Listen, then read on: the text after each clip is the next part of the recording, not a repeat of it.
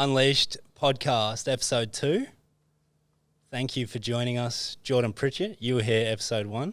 Let's run it back. Your mum shared it on Facebook. She did. She was very proud. Strong I don't response. know if she'll be proud with your dress sense this time. Thank you. Thank you. Actually, no, she likes the docs, maybe. Well, I can say about 90% of our viewership was from your mum sharing it on Facebook, I imagine. So hopefully... Shot mum. Hopefully Julie Pritchett and her friends get a kick out of our first guest officially. Thank you for joining us, Jordan Kahu. Thanks for having me. I'm pleased to be here, and you pull those shoes off, bro. So thank you, JK. They look good. I've had very mixed responses. The reason I am dressed a bit more formally is because I take my life and job serious compared to some other guys. I've also recently turned 35, but very mixed responses about the apparel. I had some important meetings this morning, so I thought I'd flow into this. Also, try and feel like an official agent. Comfortable like that, bro. Yeah, it suits you. Fake it till you make it, but feeling good, looking good. Speaking of looks, physical appearance. The pink hair, Jord, or hair in Australia. I said hair. Yeah, pink hair. I had the Lunathon on Sunday, which is the triathlon up in Mooloolaba that we do every year, in memory of Luna, who was one of our close mates' daughter who passed away in 2020. So every year we do this triathlon in memory of her, and we're decked out in all pink, and I thought I'd just do the hair pink as well to match the outfit. The kits look good, eh? Full body tri-suit. Yeah, they're sick, man. They're mad. First year we were wearing these black and red singlet things, and then Timmy and Jess organised those suits for the last 2 years, and they're sick. Yeah. A bit tighter this year than it was last year, but still good. Yeah. And shout out to Tim and Jess Martinga, who obviously they have a foundation, or how does that all work with the Lunathon? Yeah, so after Luna passed, they started the Luna Capri Foundation, which help other families in similar situations. So they do lots of, they provide lots of books and teddy bears to kids or families going through tough times. They just help out anyone who's in need. So they've kind of turned their devastating loss into something positive, into helping others. So it's a good initiative to support. Doing awesome things. And I was at Touch Football National Touch League on the weekend. Our other mutual good friends through Touch Footy, that's how we've all connected initially. Lauren and Drum, Dave O'Muir. I know in the past I've had to race back from Coffs Harbour, NTL, and get to, I don't think they were able to make it this year, but obviously it's such a good cause, all the friends, family getting around it. So yeah, that's good. They probably could have made it this year, because I don't think Drummy made the finals, didn't he? So they had a bit more time to make it up. But, we might have him on. We'll have a little chat about that. Like to see Drum with pink hair, pink hat maybe. He didn't even do the blonde. When we all initially did the blonde, the first time round, I don't think he was the only one that didn't do it. I think he actually did. Did he? Yeah, I've got pictures of it. Yeah, okay, he must have. I've got lots of pictures of Drum. Really? It's a bit worrying. Yeah, it is. Yeah. And I wanted to talk to you to kick us off a little bit about touch footy. Obviously, like I said, we have a bit of a niche and a big connection to touch football through our management. We've seen a lot of players come into professional sevens, NRL, NRLW, let alone even other random codes with athletics, AFL, with strong touch football backgrounds. Yeah. Your kids, 2 of your 3 kids. Yeah. What's your youngest son's name? Jax. He's not old enough to play, but your kids are getting involved. So what's your background, and what are your thoughts with touch footy since you've been back in it as a parent the last few years? Yeah, so I grew up playing touch from a young age. Started playing a bit more seriously and competitively when I was about 11 or 12. I think I was playing in the under 20s, under 21s when I was about 13, me and one of my other mates. So from a young age, I knew, how much skill I could bring across to rugby when I was playing touch. So, throughout my career, I always kept a close eye. I didn't want to go and play touch because I was always worried about getting hurt. There's a funny story about me and the other coach of my daughter's team, how I played my last touch game with him because he blew up at me, and I was like, okay, this is the last touch game I'll play. Like, I'm coming to help out and have some fun. And then 10 years later down the track, our daughters are in the same team, which was so funny. Hopefully he's not coaching her. Or Nah. He's a different man now, I think. But yeah, it's just, I think for any young kid growing up that definitely wants to head into rugby or AFL even, or league, I feel like touch footies can teach you so much.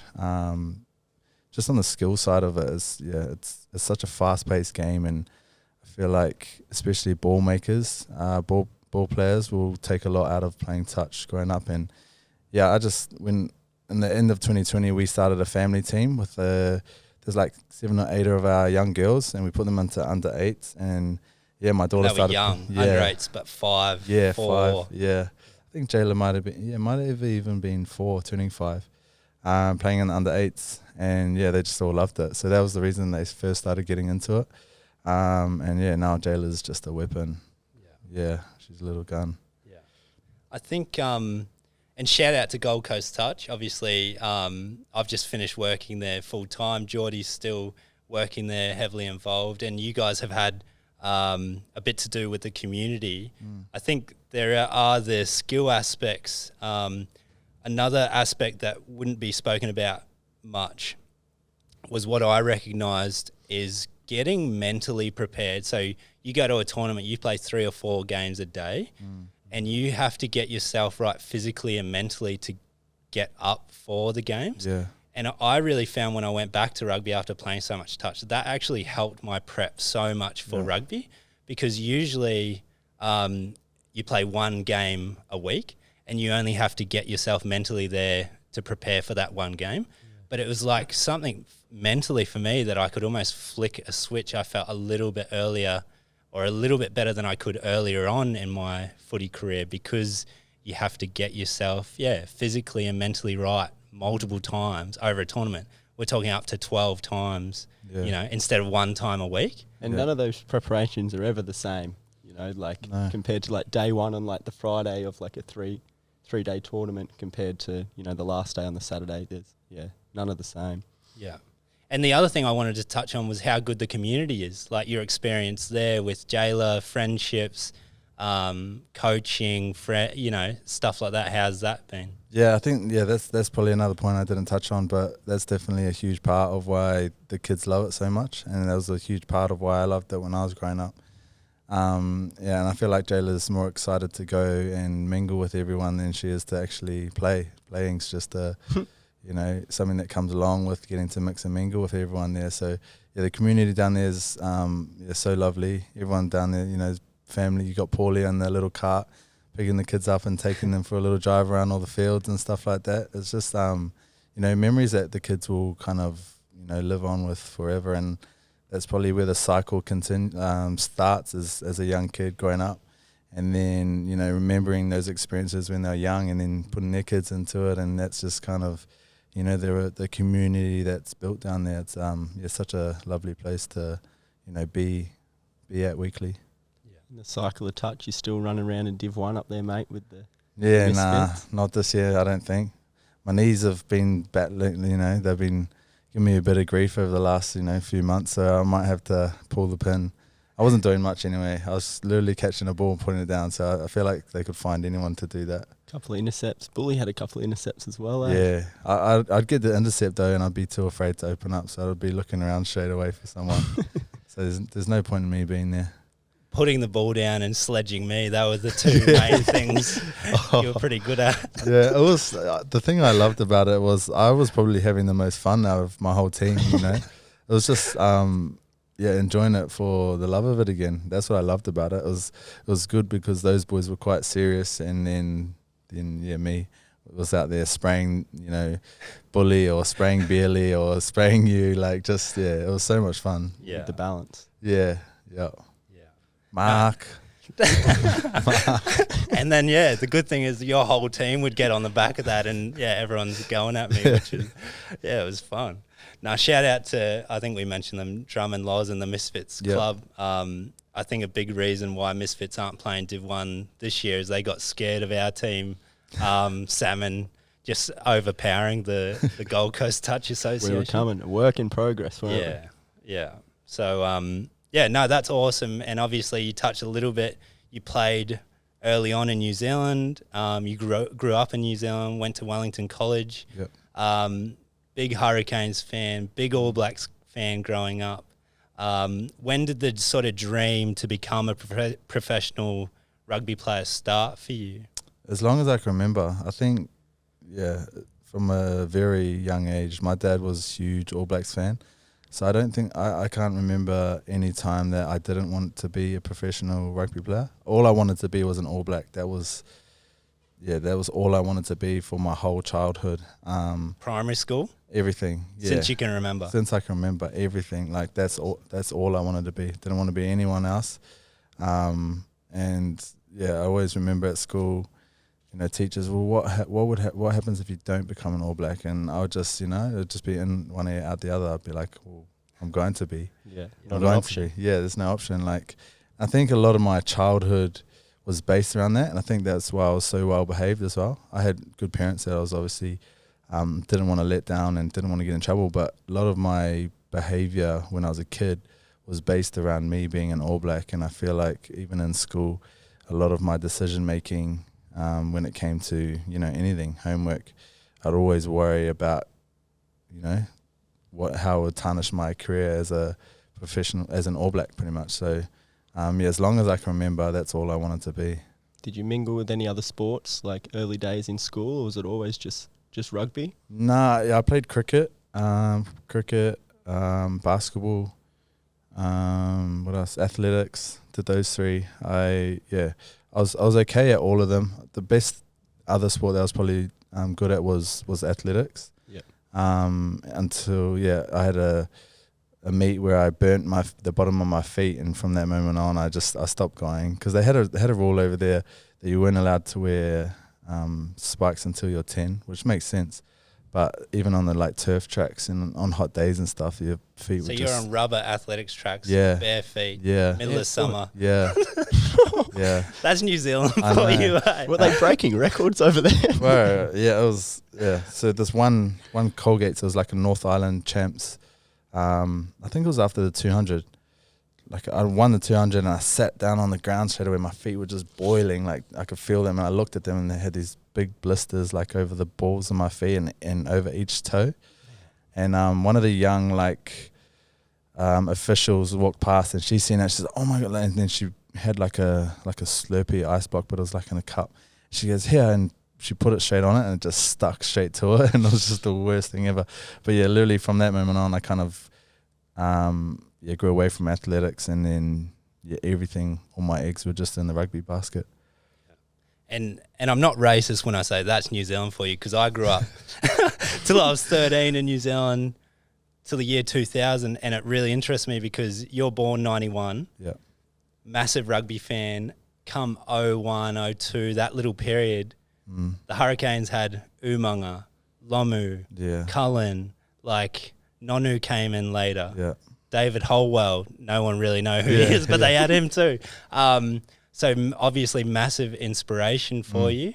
You're sprinting naturally was your athletics event of choice, was it? Yeah. 100, 200, 400, long jump. That was my 4. Every time I went to nationals or anything, those were the 4 I'd do. Yeah. Yeah. And for me, growing up in Christchurch, Crusaders were so good through that period. We'd go to the street parades. I'd be welcoming them at the airport when they came back. And I was another Kiwi kid, much less talented and much slower than you, who had the same dream of being an All Black. It gets so instilled in us. So I remember we moved here 01, and I've Friday nights would be Hurricanes games pretty much all the time because they were just the team, you know, that you wanted to watch. Was that a big inspiration for you? Did you imagine yourself in the Hurricanes jersey?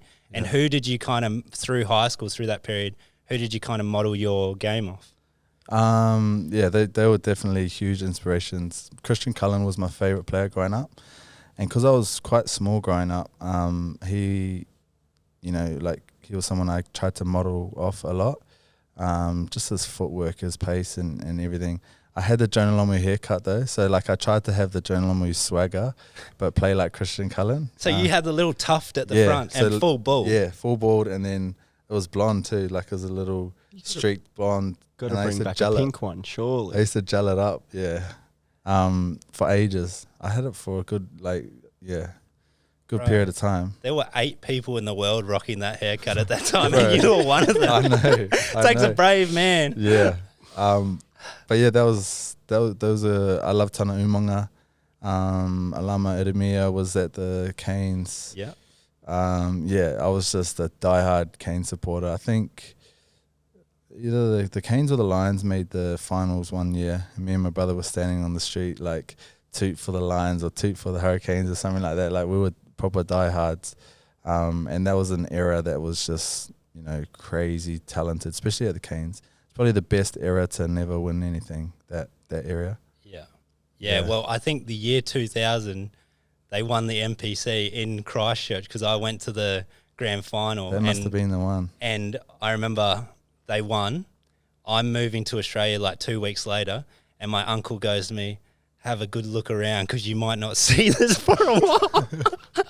As a 13-year-old kid, Canterbury have just lost, and I'm just bawling my eyes out like, oh, thank you for the memories. Yeah, only good memories. It must have been the one they were holding the signs for. Yeah. It must have been the year. Yeah. So Wellington College, I'm really interested in your pathway. From what I understand, you weren't the schoolboy star through most of college that you did become eventually when you moved to Australia. So talk us through a little bit about New Zealand rugby, high school rugby, and then your pathway through college. Yeah, so I started off at Havili High School, which was a co-ed school. It wasn't that good. I think they were Div 3, maybe the first 15 at the time. And my brother ended up moving to Wellington College because he was a bit older than I am for rugby. And I had to wait a year until I could get in through him. And so that's when I went to Wellington College. And at high school there, the hardest things, if you don't get much game time in your school team, you can't just go and play club footy on the weekend. There's no club footy at all. No junior club rugby. No. So once you get to high school, it stops until Colts.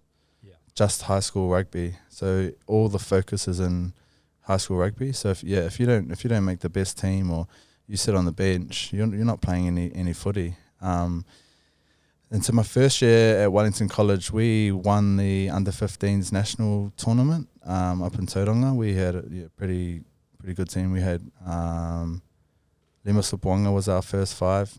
He ended up being an All Black. We grew up our whole lives together, so that was part of the reason that I moved to Wellington College as well. And then in my second year of college, I was in and out of the first 15. I was quite young. I hadn't really matured. And I was competing with, 18-year-olds when I was 15.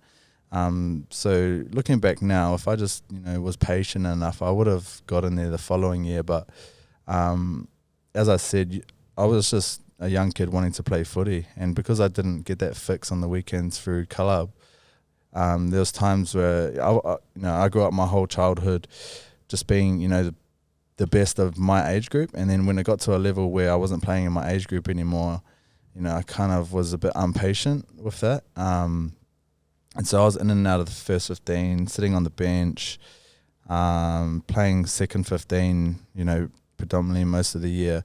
And that just didn't sit right with me. Like I just didn't like being in the second best team. And then there was one tournament where I was in the first 15 and we ended up winning the whole tournament, but I think I got like 2 or 3 minutes out of the whole tournament. It's like 4 or 5 games. And I just had enough, I was just dying to play. And I loved big games as well. And there's a final, I don't think I got on or anything. And I just remember everyone ran on and celebrated at the end of the game, and I just walked straight up to the change rooms, and I was just like so upset. And I literally got my stuff and told my dad to pick me up, and he picked me up and took me home. And I think he could see how frustrated I was because he didn't say anything to me. Usually he's like, get back down there, like go and celebrate with the team. But I think he understood where I was coming from. And that was kind of the like last moment where I was so committed to being who I wanted to be for my whole life. I think I started thinking like, shit, this might not actually happen. What's my other options? And then that was kind of, the transition into rugby league. Yeah. See, this really interests me because I really love the stories of kids who have talent that aren't getting the right opportunity for them, who may need to be in a different situation or have a support network making sure they're telling them the right things. And I think that's something we're passionate about as a company. Did you have, even though you were getting rejected through those times, because were you 17 by the time you were like, oh, I'm done here? Or? Nah, I would have been 15. Oh, wow. 15, Yeah. So did you have quite a deep self-belief that you knew you had more in you that wasn't being recognised at that time? I knew I was good enough. I felt like it was just an age thing. That was literally it. There was these guys that were on their last year of college who were being played. They were men. They were probably more consistent. That was probably something that I lacked with age as well. I wasn't as consistent as they were, which obviously comes with age and experience. But yeah, I knew I belonged in that first 15, and that's why going back to playing the second 15, which just never felt right, just never felt like it hit the spot for me. So yeah, I always wanted to be in the best team and the best school and the best place, and yeah, that was something I struggled with. You have an older brother. Was he at Wellington College at the same time? I think for 1 year maybe. Yeah. Or I think he left. I think he had left already. Yeah. Because it seems like, and we'll get to S30 and what you're doing now, but it seems like half of Wellington College have come through the doors of the gym you run now. So I've met like quite a few guys that you grew up with. Yeah. Your dad, Mr. Kahu, or Mr. Kahu Kuranui, is that your full last name? Yeah, that's a full last name, yeah. Thanks. No dramas. For getting that right. But what was he... He was obviously a massively influential figure. He had 2 talented footy sons. Any other siblings? Nah, just us, yeah. So just you two. What was his background? What was he like as a role model for you through high school? Was he helpful? We know some parents can be, and I'm sure you reflect on this heaps now, some parents can be full on, see it as an extension of themselves, their kid's career. So what was your dad's role like in your life and your career? And did you have kind of a good support network helping you, especially when you had the doubts through school? Yeah, my mum and dad were so supportive. Dad coached me from when I first started all the way up until college. And then he coached my first year at college at Hutt Valley High School. But he was the hardest coach, he wouldn't just, he probably was harder on me than anyone else, but he was a tough coach. He put us through our paces. We were doing fitness sessions like young as, and he just didn't take any bullshit. Like if anyone was talking while he was talking, like you're going for a run, and the whole team was going for a run.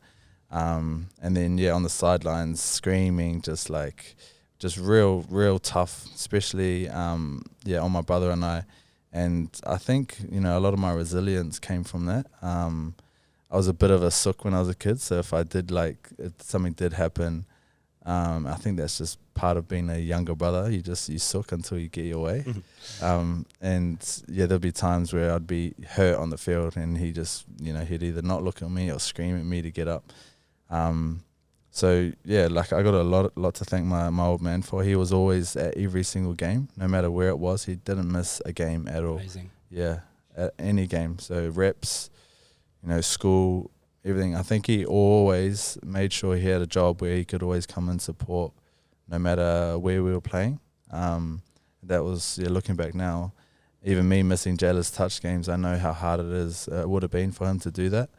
But yeah, it was crazy because my whole childhood, he was that real tough figure, and it wasn't until I properly made it, he just completely changed. Like, I think he was just like, okay, I've done my thing now. He never used to talk to me. He never spoke to me about games.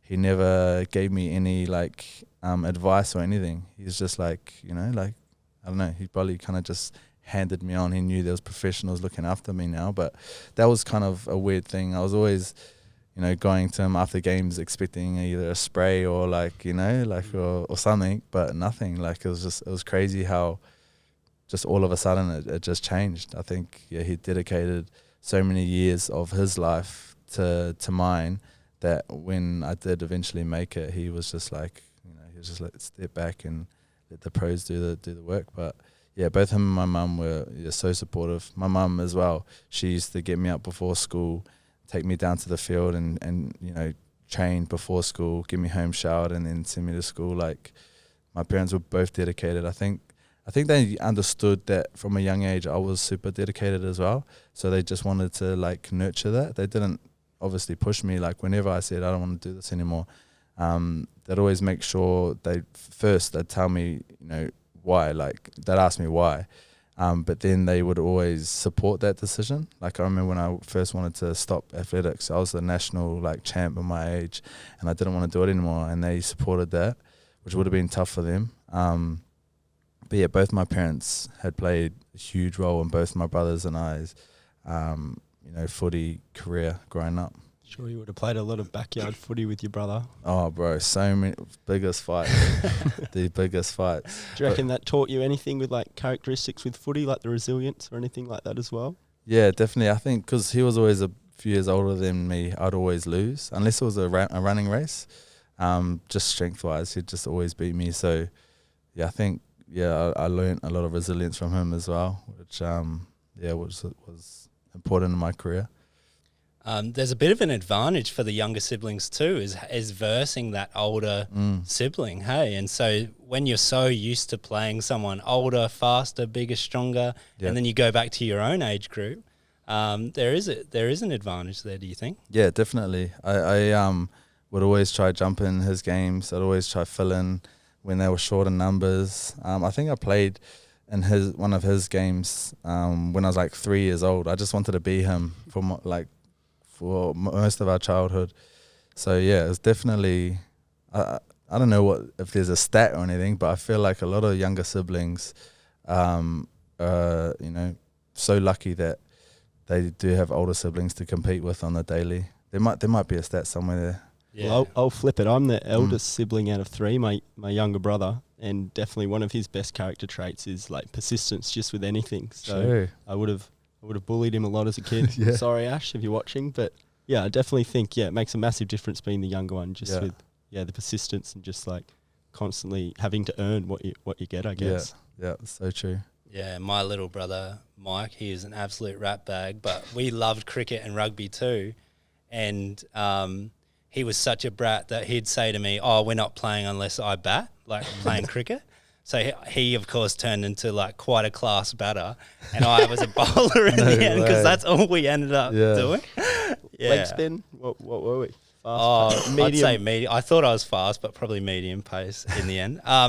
But those lessons, when you're talking about Jayla's touch and your kid's sport now, do you reflect much on that? I love seeing your parents still support your kids at touch footy, which is so lovely to see. But obviously, you having gone through the pathway you have, having had the parents you did, how does that affect your parenting as a sports dad now? Yeah, there's so many times where I hear myself saying something to Jayla and I'm just reminds me so much of my dad, because I'm quite tough on Jayla because I know how good she is and I know how good she can be. Just in anything, she's got that drive as well. So she needs that kind of direction and push. Whereas Jude, I feel he's just completely not interested. He's just there for fun. Yeah. He's not the most athletic kid in the world. So I'm like completely different, you know, and it's kind of weird because usually dads are harder on their boys and stuff like that. Whereas like, you know, Jayla does something wrong, I'm yelling at her, or I tell her to come off the field. I'm like I give her like a half little spray. Whereas Jude like got angry at me for laughing at him one touch game. Like it's crazy because they're just such different kids. And I think Jude's a bit more of a creative, so I think he'll kind of get into that side of things. Whereas Jayla, I just want to make sure that if she's good at anything, I just want to make sure she's focused and she learns how to be better at that one thing. So I definitely see some of my dad and myself when it comes to Jayla, especially. Yeah. I don't remember my dad laughing at me at all on the field. So I don't know where that comes from. I think that's good advice for any parent, especially coming from a non-parent like myself. Plenty to dish out. I'm sure I'll learn my lessons. But just your kids obviously have that internal drive. You yourself had that drive yourself, and then your parents just supported, you. So it sounds like with Jayla, with Jude, with Jax, whatever they're passionate about, you want them to pursue fully, and you're just going to support whatever they want to do. Yeah, I think, it's the hardest thing about being a parent is trying to nurture your kid into, you don't want to mold them so much. I always refer to it as a flower. You just want to give them water. You don't want to, redirect them or anything. You just want to let them grow naturally. I'm just doing my best as I can on the go. Google helps me a lot. But I feel like I'm doing a pretty good job with the three of them. I'm lucky I got a missus that, is able to, look after the kids when I'm working so much. But I just want to, I don't know what I'm doing, to be honest. I'm just trying my best as a parent, and lots of people give us, a lot of appreciation for our parenting towards our kids. So I guess we're doing some kind of good job. As long as they grow up respectful and they treat everyone the same, I couldn't care what they do, to be honest. Yeah. And shout out to your wife, Jess, holding down the fort. Obviously, both of you guys, and I must affirm both of you, like, you've got big followings through the stuff that you've done and are doing, but two of the loveliest, most humble people that we've come across at Gold Coast Touch. Jess, if you follow her or you guys on Instagram, I love the insights and the honesty that she provides through her socials. That you guys obviously are beautiful people, but like you're real people as well. And I think that's so cool. Just affirm you guys. You were talking how you were quite soft when you were young, and I know especially Jude and Jax, when I've seen them around touch, they're like the loveliest boys. Like, hi, they'll just walk up to anyone, hi, bye. Were you a little bit like that with Jude? You mentioned he's a little bit softer hearted. Is that kind of what you were like as well? Yeah, I think I was probably a little bit more cheeky than he was. He's a boy I've never met. He's slowly coming out of a shell now, getting a little bit more character. Well, not character, but a little bit more cheek. He was so, I don't know where he got it from, because both Jess and I will, like, if we're upset, you'll know about it. Like, we're respectful and kind to everyone, but if you let us down, you'll hear about it. Whereas Jude would just let, I don't know, he'd just let people walk all over him. He'd let other kids come up and take whatever he had. Do anything for Jayla. Yeah, do anything. But I don't know. It's crazy. All three kids are completely different. Jayla and Jax are probably the most similar. And Jude's just, he's a different kid, man. He's just the nicest, kindest, politest kid that I've ever met, especially for a boy to be like that. It's crazy. I'm super lucky. So Jess, you guys met in school, then you moved from Wellington College, from Wellington to Keebra Park on the Gold Coast. Where we are now, we're all Gold Coast based for those who don't know.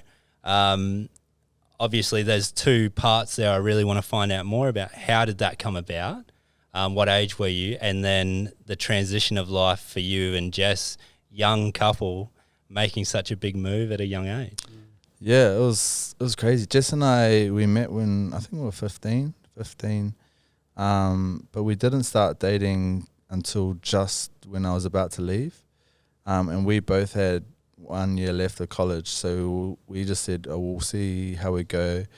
And Jess was going to move over, which was a huge commitment when we'd only kind of just really started dating. So we finished the year of school. We got through that year, which was tough. I was home a lot, which kind of helped Jess and I. I was home for bad reasons, a few funerals. I think I was home for like 3 funerals, but Jess and I got to spend a lot of time together as well, which was good for us. And yeah, the end of 2008, Jess finished school and just was committed. Yeah, she said she was moving over. A few of her mates moved over as well, so she flattered with them for a few months, and then yeah, basically since then it's just been us two. The hardest thing at the beginning was we're both teenagers going through the party scene and, you know, all of that scene, and we were just so immature. But the best thing for us was no matter what, you know, all the arguments and everything all we had was just each other. So there'd be nights we'd be like sleeping in other rooms, and we'd always come out and meet in the lounge or something, and we'd fix it. We'd always just, you kind of seem to get over things because we kind of had no one else to help us. If we were back in New Zealand, I probably would have went to my family, she would have went to hers, we probably wouldn't have spoken for weeks, and then, you know, could have been all over. But because we only had each other, we kind of always had to fix things. So yeah, I've been so lucky to have found her so early on as well. You know, lots of people, you know, go through life and it's not till they're a bit older until they find someone, where I was set, like from 15, I knew that she was the one. And it's crazy, we've been through so many different seasons, and I feel like we've had to learn to like love different people because we've changed, she's changed, I've changed, like, but yeah, we couldn't see life without each other. It's crazy. Everything I've been through, I didn't think that I would have got through any of it unless I had Jess, especially lots through the footy career. There's a few like big, you know, big downs that I just probably wouldn't have made it through without her. She's just such a calm, level head, and she's always on my side. So no matter what, like I could, you know, speak badly about anyone, and she'd be like, yeah, stuff them. Like, yeah. She's always on my side. She's always got my back, no matter what it comes down to. She's just like, yeah, so she's good always to have that stability. Yeah, I've been so lucky. Yeah. Yeah, that's awesome. And how did you get recruited to school over in Australia? So when going back to when that first 15 comp that I didn't play in, and I walked off when we were celebrating, one of my close mates' dads rang my dad the week after. My dad would never do this because I just think he understood that I just wanted to play. That there was a league tournament coming up, like a school league tournament, and I was like, how am I going to play? Like my school doesn't play league, and the dad was like, oh, we're going to put a few boys from schools that don't play league and make our own team together. And we ended up going to that. We ended up winning the whole comp. Like there was just a few like good rugby boys in there. We ended up winning it. An agent was there. He picked me up. And yeah, so I ended up playing in this, after that tournament, I ended up playing in this other national tournament, the NJCs, and it's an under-16 tournament for Wellington. And Johnny Lomax was the coach of our team. And yeah, I just started loving it, and then I think him and my manager just started talking. He had connections at the West Tigers, and then the West Tigers signed me. They were keen. They signed me on a scholarship, and they gave me, I think, 3 options of schools, and I think 2 were in Sydney and 1 was on the Gold Coast, Kibra Park, and there's no way I was going to Sydney. And did Kibra already have a bit of a rep in New Zealand? Like obviously Benji had come through there, connected with the Tigers. Yeah. So they had a bit of a rep, just from Benji. I only knew Benji, and he was big at the time, 2007. Yeah, it was when I made the decision. And yeah, that was kind of how it all happened and how it all started. I was meant to move over and go into a homestay by myself when I was moving to Kibra Park. And just before I left, my parents split. So my dad was like, well, instead of you going over by yourself, I'll come over with you. And then my brother was kind of like, I'm not staying here either, so I'll come as well. And that's how it all happened. Yeah, crazy. So we transition, obviously. How many years did you do at Kibra? Just the 2. Just the 2. Yeah. And in your final year, captain, what was the national? You guys won the national comp? Yeah, it was called Arrive Alive back then, yeah. And it was a big deal, hey? Yeah, real big deal. We lost because it was hard because the Queensland teams kind of get stitched up. There was only one Queensland team goes through and 3 New South Wales teams. And I feel like both, like all years, Kibra or Palm Beach in my era would have been in the grand final together because we were just so dominant. They won it 2008, and then we won it in 2009, which was such a sick experience. Yeah. And is that when the Broncos got in touch with you, or was it in your last year of school? So 08, my brother played in, was it 08? Yeah, 2008, my brother played in the under-20s, the inaugural year, for the Broncos. So when he moved over, he signed up there. I don't know how he got a foot in the door. And they made the grand final and they just lost. So in 09, when it came down to it, I don't want to speak badly about the Tigers, but I didn't hear from them for 2 years. Like, I didn't hear from them from when I got to Kibra until we started making the finals, and there was a bit of noise about our team and how I was playing. Whereas the Broncos, which is crazy when you think they've brought you over from New Zealand, you're captain of Kibra Park in year 12. Yeah. Next step, NYC was an under-20s national competition. Yeah. Yeah, it's a bit bizarre. Yeah. And then the Broncos found out that my brother had a little brother, and then we obviously were playing good footy. I was playing good footy. We won the comp, and they were interested. And then I had to make a tough call between, I think it was the Bronx, the Roosters, and the Tigers. And I just wanted to stay in Queensland. Jess and I were quite young at the stage, and we would have been moving to Sydney on our own. So I wasn't keen on doing that either. I rang Tim Sheens myself. I think this might have been before our grand final. I spoke to my manager and I said I wanted to go to the Broncos. And he's like, okay, well, you're gonna have to tell the Tigers. And I said, yeah, I'll tell them myself. Like, just give me the number. And I think I rang Tim Sheens and told him, and he was disappointed. But I think he just, you never know what a young footy player is going to end up and going and achieving. So then he just cut his losses, and then we made the final. And they came off the field, and he was standing there, and I was shitting myself. I was like, oh no! But he just shook my hand, said congratulations, and and then literally finished school and was in the Bronx under-20s a couple months later. Yeah. Did you love the Gold Coast ever since you first moved here, or was it a challenge in the first year? Or I was so homesick, but I feel like the first year I was real homesick, but that was because Jess wasn't here. That was probably the biggest thing. But when she was here, it was so much easier. I was lucky to have my dad and my brother here as well. Yeah. And it's pretty hard not to love the Gold Coast. 100%. But you didn't always love the Gold Coast. No, I didn't.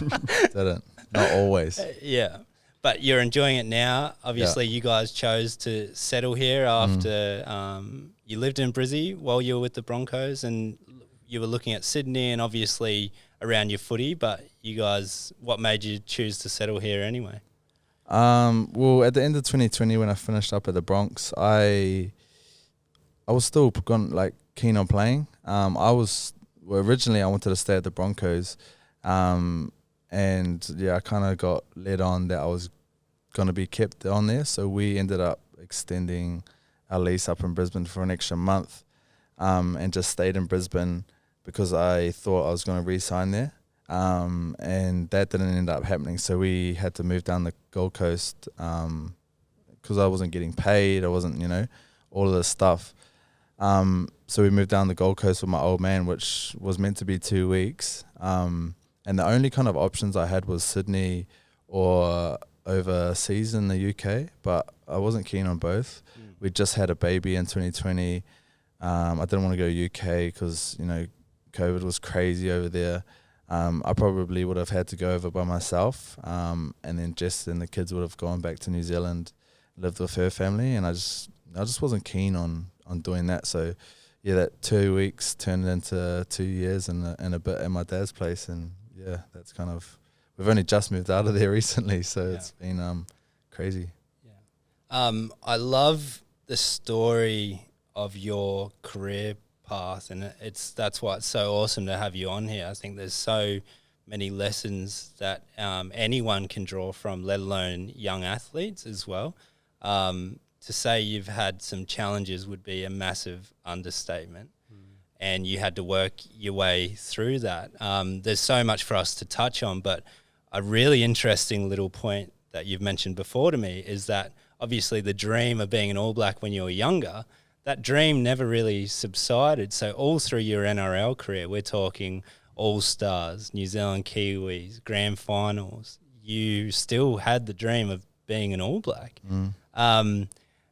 How was that explored? Was it not explored enough? And how did that look through your NRL career? How close were you to transitioning, especially at your peak? I mean, you played the grand final when you're 24 years old. So at that stage, you're not even at the peak of your powers sort of thing. Yeah. So I would have thought that would be a good time to move over, or what happened there? I think it was just I don't know. I think I left it for too long. I got to a point where the money in the NRL was getting really good, and if I was to go back to to New Zealand, I would have got a sixth of what I could have got in the NRL. So that was probably a lot of the deciding factors. In 2015, we just had our first baby, Jayla. So a lot of my decision making was based around, supporting the family. And I just felt like it was a risk I wasn't willing to take. Looking back now, I probably could have made that mistake because I was so young. But then I started getting to 27, 28, and I was like, it's just too late.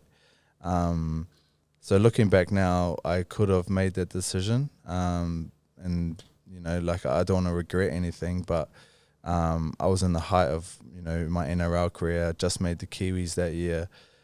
So re-signing 2015 in the NRL was just logically right for me at the time. It's hard to kind of say that, I wasn't chasing money, but I was. Like, it was just security for my family. And that was kind of the whole deciding factor around staying in the NRL. So it was hard because I always had that in the back of my mind. I said it from, as soon as I signed at the Bronx, I'm going back to Union. And every contract I had, it was like, oh, this is just a contract before I go back to Union. Wow. And then I kind of just left it too late. It happens too fast. Yeah. Doesn't it? Man, that's so interesting. And obviously 2015 happens. You sign an extension not long after the grand final. Yeah. The Bronx, the trajectory that was planned for you guys was unreal. I think a lot of people, you talk about the decision, security, a lot of people are not in an NRL or professional athlete's shoes in terms of having to weigh up these decisions. Now, if you're in a normal job and you're getting an offer, we talk about loyalty in sport, but if you're getting any offer that's $100,000 or hundreds of thousands of dollars more than, following a different path, it's going to be hard to turn down, especially when you start having kids and all these things. Is it funny when you see people talk about loyalty and all this stuff? Obviously, at the moment, there's heaps of chat about the CBA, and it's like you guys have no idea the money and the decisions that come with being a pro athlete. Yeah, I always find it funny because there's a lot of so many people just don't understand what goes on. They demand loyalty from players, but if a club gets rid of a player, there's not too much backlash around it.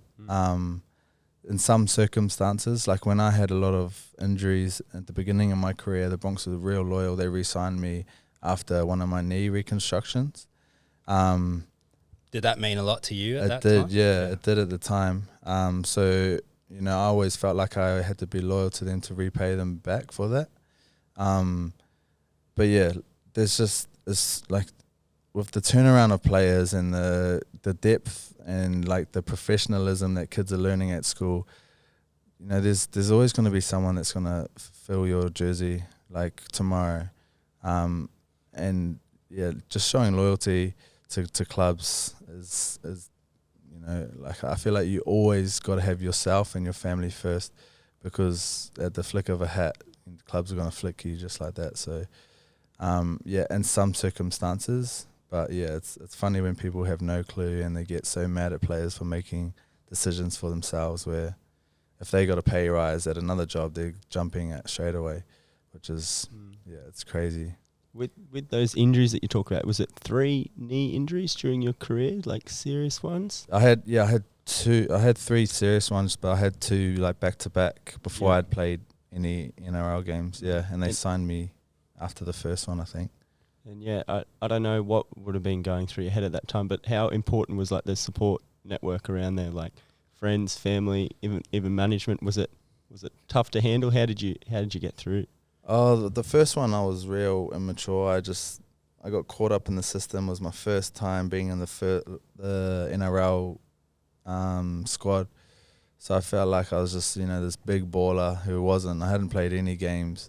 So I trained hard. I've always trained my ass off. I've always prided myself on being one of the hardest trainers. So I did that, but it's just probably my balance. You know, I was going out partying and doing all that kinds of things. Just wasn't doing all the little stuff right. Whereas the second time around, you know, I did it all completely different, and that's probably why I had a different recovery. But yeah, again, like I was lucky I had Jess there throughout both. She was probably the only support system that I had. I feel like after the second one, everyone kind of thought like it was over. The Bronx put me in an IT position. They're like, oh, when you're training, you can go and do this IT stuff after. Felt like they thought it was over as well. But yeah, I wasn't gonna give up, and yeah, I'm lucky I had Jess there for support, because we have everyone back home, but she was the only one that I had on the ground here, as well as my dad. But yeah, she was so crucial in that support role. And we talked a little bit about the challenges. Obviously, your injury list, there was a fractured jaw at a key time. Like, so many of these things were just unlucky and out of your control as well. And that's, as a professional athlete, as a footballer in the NRL, that's what you open yourself up to, isn't it? Yeah. So I bet there's no regret at all about securing your family's future, you know, and making those decisions, because not only is the lifespan, I think the average career length is like 4.5 years. You were someone who retired at 29, 30? 30, yeah. You know, so you didn't have long to make that kind of money or make those decisions either. Yeah, and I came into the era when money wasn't so good coming out of school. Like I think my first contract was like 20,000 or something for the whole year. Whereas kids now, you know, coming out of school, they're getting, you know, a lot bigger money. So yeah, I was kind of, you know, every year increasing, obviously, but yeah, my focus was around, you know, supporting my family and what I can do with that money. So I wasn't on the crazy money early on. It wasn't probably until 2015 that was probably when I started getting some real good money. So that was obviously a huge reason and why I stayed. Yeah.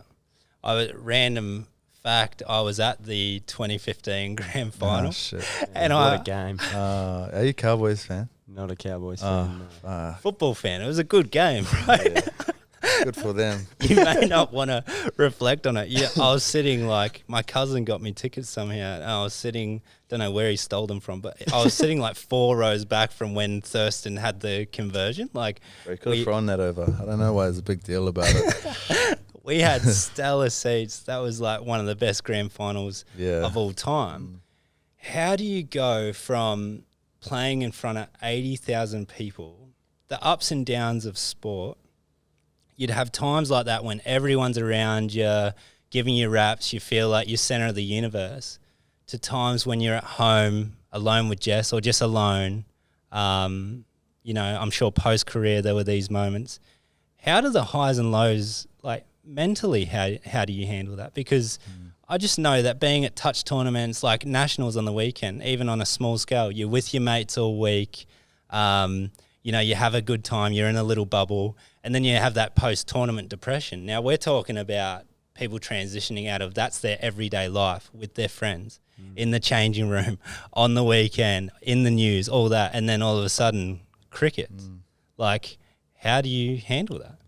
I don't know. I'm not too sure. I think I've always been so grateful about the position I was in. So no matter the crowd, no matter everything, to me, it always felt like a dream. Like, so every time I ran out in front of so many people, it just felt so surreal for me, and I was so lucky to be there. So whenever I used to get off the field, I'd always, you know, reflect like, shit, man, like I could do this weekly, which is so cool. Like, I never kind of went through any real ups and downs. I hated losing. Those were probably the biggest downs I had. Like, if I played shit, I'd be so hard on myself. I wouldn't, like, before Jayla, I wouldn't talk to Jess for a couple of days. She just knew, like, to stay away from me if we'd lost, because I'd just be in the worst foul mood. What about the grand final? You're still foul. Nah, 7 years later. Yeah, bad mouthing it outside. Oh, man. I was lucky we had Jayla that year, because who knows, I would have been so, like, mad. Yeah. That was probably another thing. Once I had kids, it just, like, any loss didn't seem as bad. I always used to, like, it just used to ruin my world. I wouldn't want to go out in public. I'd be ashamed at the supermarket, even if people didn't even know who I was. It was how I felt. Like, I just didn't want to go out in public at all. So once I had kids, it kind of really changed that. They didn't care if I won or lost. They just cared if I was a dad. So, I didn't really have too many downs. There was a few really big downs in games where I'd stuff up or something like that. And then those were quite tough, because when people attack you for your playing, for what you did on the field, and they attack you as personally, like your personal traits or your family or how you are as a person, that really like rattled me a bit. Yeah. And those were quite tough times to kind of handle and navigate through. But yeah, once I had kids, man, it was just like nothing really fazed me at all. Even the 2015 grand final, obviously still salty about it, but like, it's just, yeah, it was a sick game. I was just lucky I had the kids, because they just, nothing really else mattered. Did you have anything that you learnt through your career dealing with, like, those personal, like, criticisms? Like, any strategies or anything that you developed and started using? Or I just think they've obviously got to be pretty effed up in the head to kind of say some of those things. And they'd never really say it to your face. And I don't want to say this, like, because I'm a tough guy, but, like, there's this one time, this dude, and I'm really good with faces and names. I seen him, he'd sprayed me for years. And I seen him at the supermarket, and I just pushed my trolley up right next to him, and I just stood there and stared at him for ages. He was like this ex-military dude, apparently. Cowboys fan? Yeah, I don't know, probably. But he shat himself, Like, it's just crazy. Like, they'd never say it to your face. I probably more feel sorry for them, because they just got so much shit in their head that they've got to come at you. Isn't it funny, that disconnect? They forget that you're a real person that goes to the supermarket, Yeah, Like, that's why I started vlogging. So that's like how I started vlogging, because in 2017 at the Nines, I took a second longer. The buzzer went off, and I made the field goal, but it was after the buzzer, and we missed out on the final that year.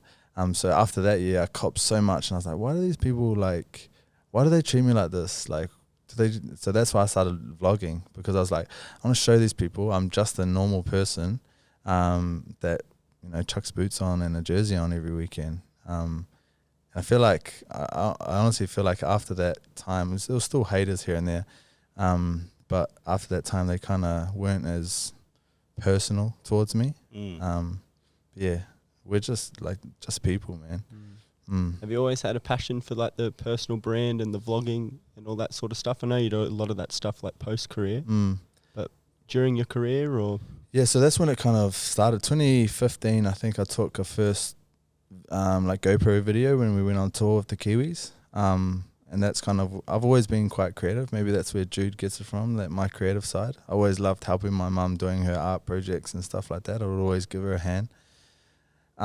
So I always felt like there was that creative itch that needed to be scratched when I was playing, and maybe I did show it a little bit in my footy, but yeah, I'd always wanted, I was always drawing out of footy. I was always, doing something creative. So that's kind of where that kind of flowed on from. And then when I started vlogging, it kind of built into a brand. And then I kind of, quite early on, I realized how important social media was for branding, personal brand especially. And that's when I kind of went, kind of all in and just started doing that stuff quite early on. I think I would have been, one of the very first people to kind of start doing that stuff. And when I started doing it, it was so frowned upon. Like, so many of the older boys would give me shit.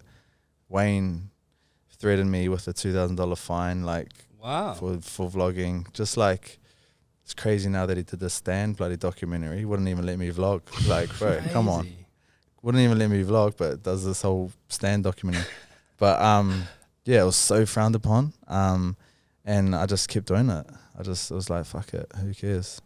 I did obviously not as much as I'd like to, because I was worried about the shit I cop in the changing rooms. But those, the same boys that would give me shit like 6 months later down the track, that asked me how to use a camera and shit like that. So I just kept doing it. I loved it. I loved creating, and yeah, that's kind of how I found my love for photography, videography. That's so cool. I think you're a real groundbreaker there, because now you see Chad Townsend, Kalen Ponga, obviously all these guys have started to explore that space so much more. YKTR wasn't really around then, so well done on that. I think the other real interesting thing is how formal and corporate the brand of the NRL was then. Yeah. Whereas now I think the product is only improving. They're getting better at telling the people's stories, and that you guys are real people. It's like, I don't know, the brand overall has really benefited from guys like you that started it. Yeah, I think they really appreciate players being themselves now, and they don't want the typical answers. They just would rather the players say what they feel. And I feel like there was a little like grey area point where they were kind of, telling players off for doing that, and then now they just, whatever gems a player will spit out at the end of a game, they love. What would you go to? Mine? Post-match interview. Oh, bro, the usual game in two halves. Laid the platform. Yeah, the forwards really, went hard through the middle, and us backs just, done what we could off the back of that. Yeah, I really love where the game's going with that, with all the personalities. You see, like, people like Brandon Smith and like Pap and all that. They must do all the vlogging and that as well. It's awesome. It's so good. It's so good to see, because it's just like people being themselves. I feel like what we were speaking about before, it personalizes them and breaks down those walls and shows them that they're actually people and not just these, robots that, play footy. And that led beautifully into a post-footy career for you, the transition into not being a professional athlete. I know, I imagine it hasn't always been easy, but obviously Chur Media, you have your fitness, gym, I don't know, what do you call it, in establishment. I'd love you to talk about S30, Mermaid Beach. How was that transition? How did you mentally let go of the dream of being a professional athlete and the identity that is so easy to be attached to that, how people know you, and then obviously picking up work post-career to look after your family? Yeah, it was tough, man. I'm not going to lie. We had some savings, which we were so lucky to have at the end of my career. So we did have that was slowly ticking away, keeping us, ticking and fed for a matter of time. And then there was a point I was just like, I've got to do something. And I love photography and videography. And I was lucky enough that one brand in Brizzy, Style Media, they asked me to come for a meeting, and they were like, "Oh, what are you doing now?" They thought I was still playing, and they just wanted me to do content for them while I was playing, and I said, "Oh, I'm not playing anymore." So they just started sending me a whole bunch of work. So I'm so grateful for them. I still work with them today. But yeah, it was just a point where I just had to, make do. Like I had to make actions and just get stuff done because I wasn't getting paid from anywhere. So I had to, and that was something that I'm glad I didn't just jump into a footy contract for, just for the sake of money. And yeah, I've just been so lucky that, brands have just continuously wanted to work with me. I had my social media stuff.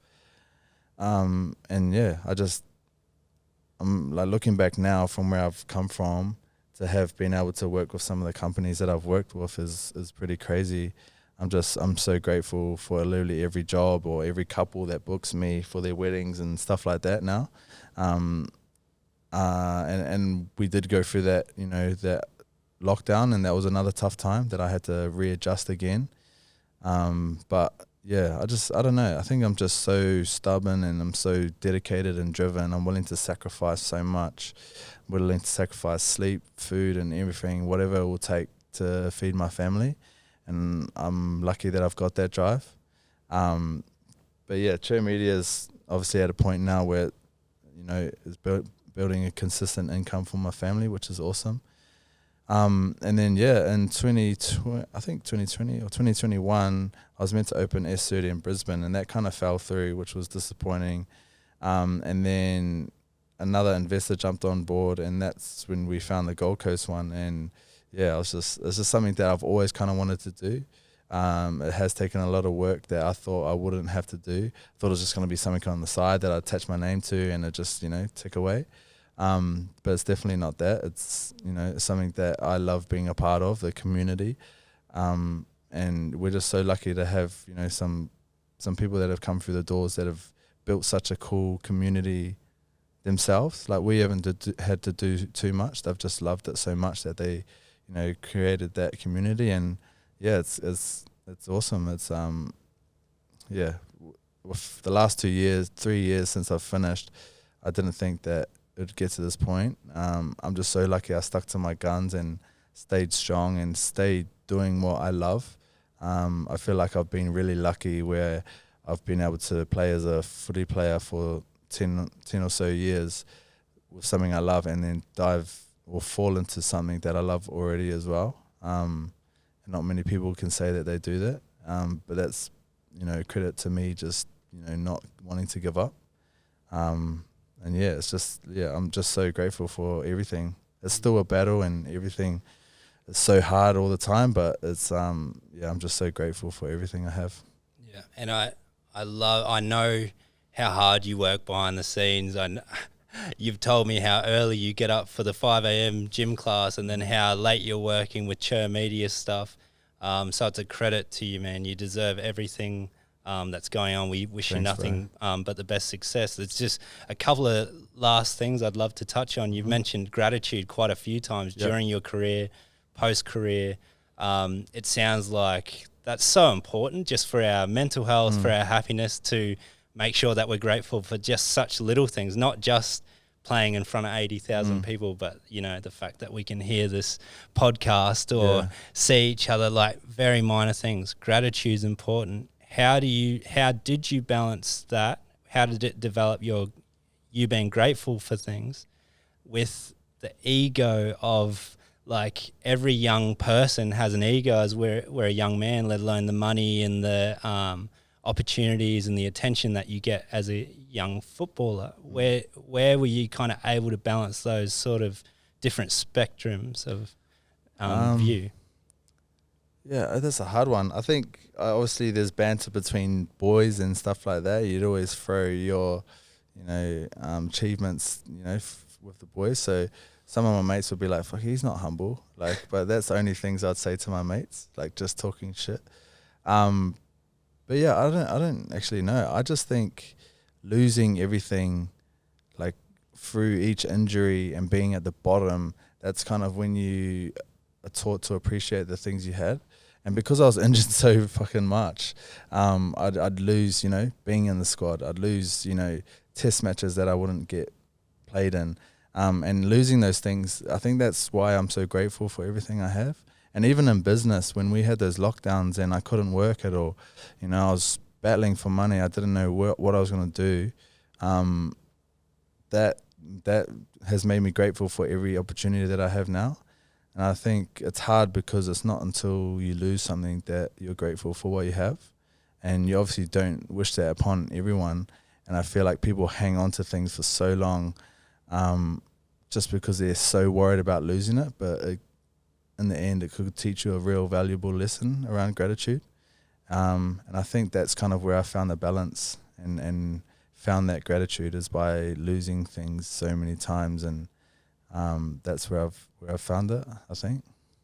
That's amazing. I think you've had every opportunity to sook about some stuff, challenges outside of your control that have gone on during your career. So it's fantastic to have that perspective. And like I said, such good life lessons for anyone involved or in sport or not.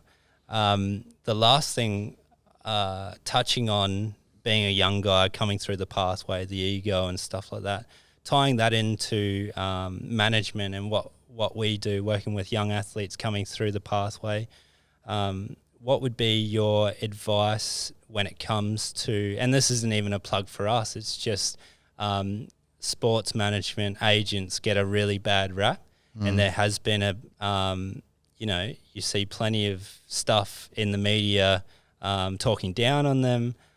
Recently, the podcast with Artie Sevilla and Ice on YKTR, once again, they were talking about it, which for me and our company and what we want to do, I see that as an opportunity. And that excites me that people talk down on it, because it's like, oh, I think there's a better way that we can do it naturally.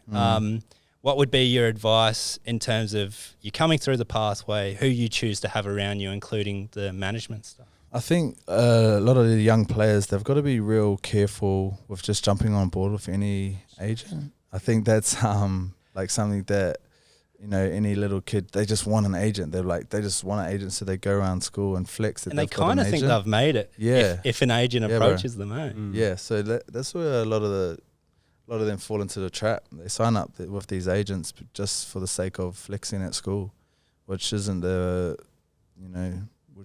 shouldn't be why you do that in the first place. So that'll be the first kind of piece of advice. The second piece of advice is to be fully transparent with your agent, and get them to be transparent with you as well. Make sure they know exactly what you want as a player, exactly. You know, have a look over your next 10 years. Where do you want to be? Where do you want to be at the end of those 10 years, and work your way back from that, and make sure your agent knows that. So that's something that I wish I'd done in the beginning, where I said before, I wish I had a plan, so I was always going to go to union at this point. And making sure that they're transparent with you, they know, that you know that they're looking at the best interest for you, and not, you know, moving a chessboard. So, you know, players are going here, there, and everywhere. You don't actually know if they're doing the right thing for you. It's a funny thing. I feel like agents, you know, it's hard. They obviously have got, you know, sometimes they get too many people and it gets too overwhelming that they get to a point where they're trying to move people around.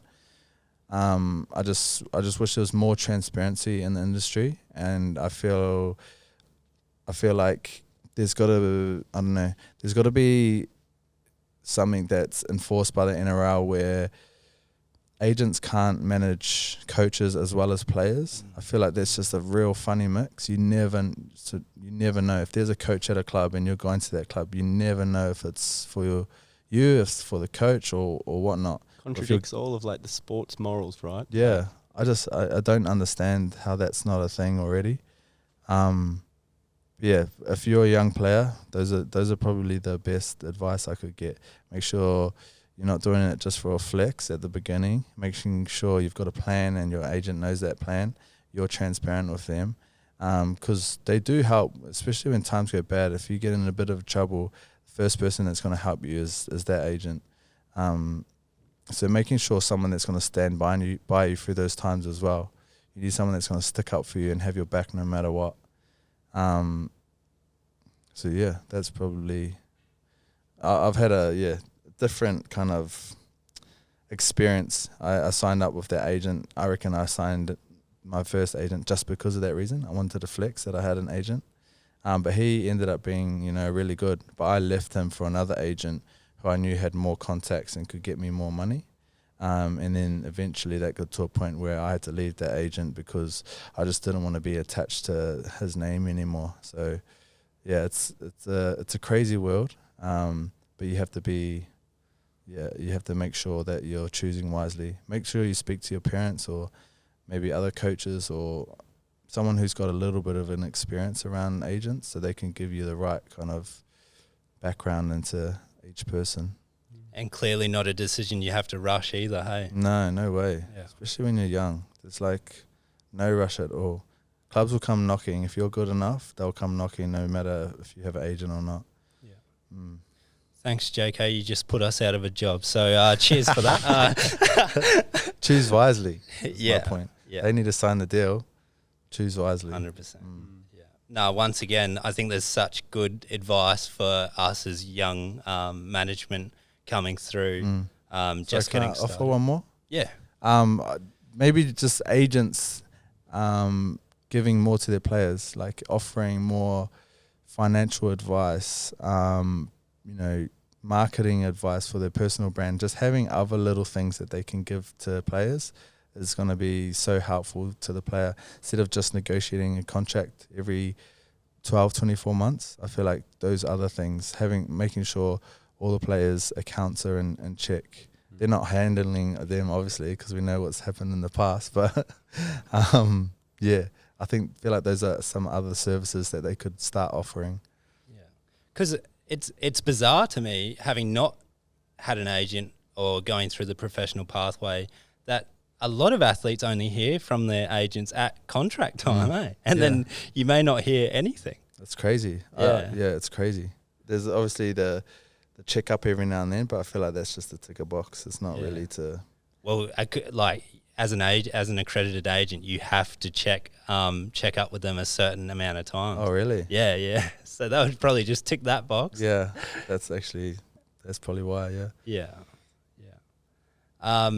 JK, we've talked longer than what I expected, but it's such a special story. Geordie and I are grateful for you and your family and what you contribute to Gold Coast Touch. Such big fans of you and stoked that we've become friends.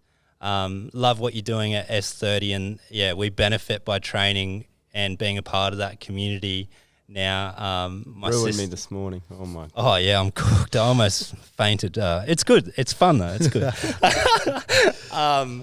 But yeah, my family, Olivia Kernick, one of the girls, Jillaroo girls that we help, she's been coming, and all our friends love it. Love what you're doing. I think it's an extension of who you are as a person. It fits really well. That brand and that company fit really well with who you are.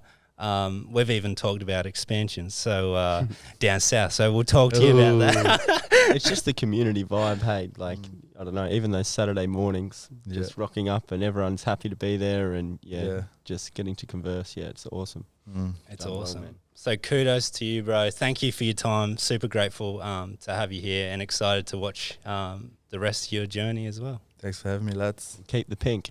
Nah, it's going tonight. Streaming is blonde, eh? So you got different colours for different purposes? Only when I so Call of Duty. When I do work with Call of Duty, I usually go blonde because the profile pic they got is blonde. Yeah, me. Yeah. Awesome, bro. Your next tipple, blonde. Okay, sounds good. Thank you. Cheers. Thanks, lads.